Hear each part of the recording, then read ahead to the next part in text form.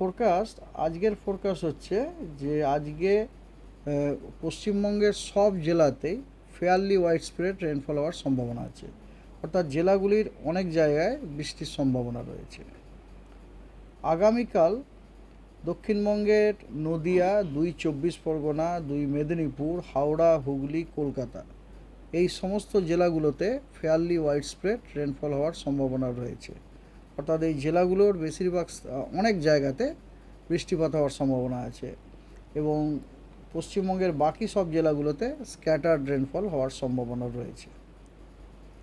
আগামী পরশুদিন 28 তারিখে আবার দক্ষিণবঙ্গের সমস্ত জেলায় ফেয়ারলি ওয়াইড স্প্রেড রেনফল হওয়ার সম্ভাবনা আছে, অর্থাৎ দক্ষিণবঙ্গের জেলাগুলোতে বেশ অনেক জায়গাতেই বৃষ্টির সম্ভাবনা রয়েছে এবং উত্তরবঙ্গের সব জেলায় স্ক্যাটার্ড রেনফল হওয়ার সম্ভাবনা রয়েছে।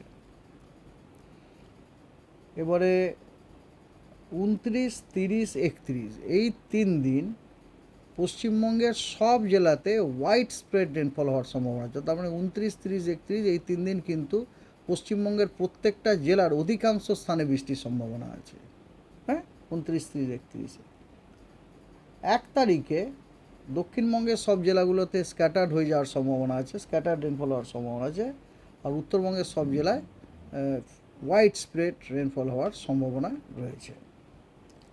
ওয়ার্নিং, আজকে দক্ষিণবঙ্গের সব জেলা এবং উত্তরবঙ্গের দিনাজপুর এবং মালদায় জেলাগুলোতে বিক্ষিপ্তভাবে দু এক জায়গায় থান্ডারস্টর্ম উইথ লাইটনিং এবং তার সাথে 30 to 40 কিলোমিটার পার আওয়ার স্পিডে গাস্টি উইন্ড হওয়ার সম্ভাবনা রয়েছে। 27 তারিখে দক্ষিণবঙ্গের সব জেলাগুলোতে বিক্ষিপ্তভাবে দু এক জায়গায় থান্ডারস্টর্ম উইথ লাইটনিং তার সাথে 30 to 40 কিলোমিটার পার আওয়ার গতিবেগে গাস্টি উইন্ড থাকার সম্ভাবনা রয়েছে। 28 তারিখেও দক্ষিণবঙ্গের পরিস্থিতি একই রকম, দক্ষিণবঙ্গের সব জেলাতে থান্ডারস্টর্ম উইথ লাইটনিং তার সাথে ঝোড়ো হাওয়া 30 থেকে 40 কিলোমিটার প্রতি ঘন্টায় থাকার সম্ভাবনা আছে। এছাড়াও দক্ষিণবঙ্গে ওই দিন মানে 28 তারিখে উত্তর এবং দক্ষিণ 24 পরগনা, পূর্ব এবং পশ্চিম মেদিনীপুর এই 4টি জেলাতে বিক্ষিপ্তভাবে ভারী বৃষ্টির সম্ভাবনা আছে। 2 মেদিনীপুর, 2 24 পরগনাতে 28 তারিখে। এটা হচ্ছে সিস্টেমটার ফল, লো প্রেশারটার ফল। 29 তারিখে দক্ষিণবঙ্গের সব জেলাগুলোতে বিক্ষিপ্তভাবে থান্ডারস্টর্ম উইথ লাইটনিং হওয়ার সম্ভাবনা আছে এবং তার সাথে অনেক জেলায় বিক্ষিপ্তভাবে ভারী বর্ষণের সম্ভাবনা আছে। সেগুলো হচ্ছে আপনার 2 24 পরগনা, 2 মেদিনীপুর, বাঁকুড়া, ঝাড়গ্রাম, হাওড়া, হুগলি, কলকাতাতেও কিন্তু ভারী বর্ষণের একটা সম্ভাবনা রয়েছে 29 তারিখে, বিক্ষিপ্তভাবে দু এক জায়গায় হতে পারে। আর উত্তরবঙ্গেও 29 তারিখে সব জেলাগুলোতে বিক্ষিপ্তভাবে দু এক জায়গায় ভারী বর্ষণের সম্ভাবনা আছে। এর মধ্যে কোচবিহার এবং উত্তর দিনাজপুরে এই 2 জেলাতে ভারী থেকে অতি ভারী বর্ষণের সম্ভাবনা আছে বিক্ষিপ্তভাবে 29 তারিখ।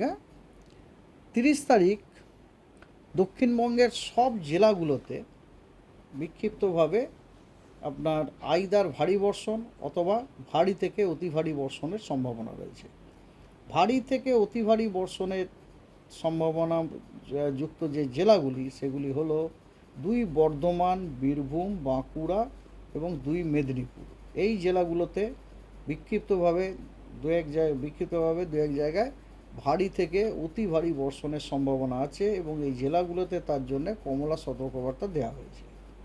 আর দক্ষিণবঙ্গের বাকি যে জেলাগুলো ওই জেলাগুলোতেও দু এক জায়গায় বিক্ষিপ্তভাবে ভারী বর্ষণ হওয়ার সম্ভাবনা আছে। উত্তরবঙ্গের ওই দিনে যে 5টা উত্তরের জেলা সেখানে কমলা সতর্কবার্তা দেওয়া হয়েছে ভারী থেকে অতি ভারী বর্ষণের জন্য, আর উত্তরবঙ্গের বাকি জেলাগুলোতেও বিক্ষিপ্তভাবে ভারী বর্ষণের সম্ভাবনা আছে। কোন পাঁচটা?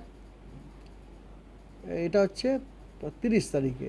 30 তারিখে উত্তরবঙ্গের দার্জিলিং, জলপাইগুড়ি, কালিম্পং, আলিপুরদুয়ার এবং কোচবিহার এই 5টা জেলাতে কমলা সতর্কবার্তা দেওয়া হয়েছে ভারী থেকে অতি ভারী বর্ষণের জন্য এবং উত্তরবঙ্গের বাকি 3 জেলাতে ভারী বর্ষণের সম্ভাবনা আছে বিক্ষিপ্তভাবে দু এক জায়গায়।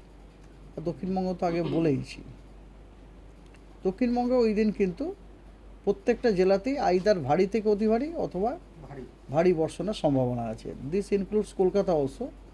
খালি অতি ভারীর জন্য হচ্ছে 2 মেদিনীপুর, হাওড়া, হুগলি, হাওড়া নেই, হুগলি, তারপরে 2 বর্ধমান, বীরভূম এবং বাঁকুড়া।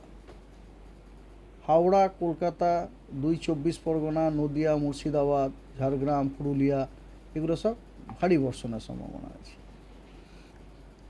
31 তারিখে দক্ষিণবঙ্গের কেবলমাত্র বীরভূম এবং মুর্শিদাবাদে ভারী বর্ষণের সম্ভাবনা আছে। উত্তরবঙ্গের জেলাগুলোতে হয় ভারী থেকে অতি ভারী, না হয় ভারী বৃষ্টির সম্ভাবনা আছে। একদম উত্তরে 5টা জেলাতে ভারী থেকে অতি ভারী বর্ষণের সম্ভাবনা রয়েছে।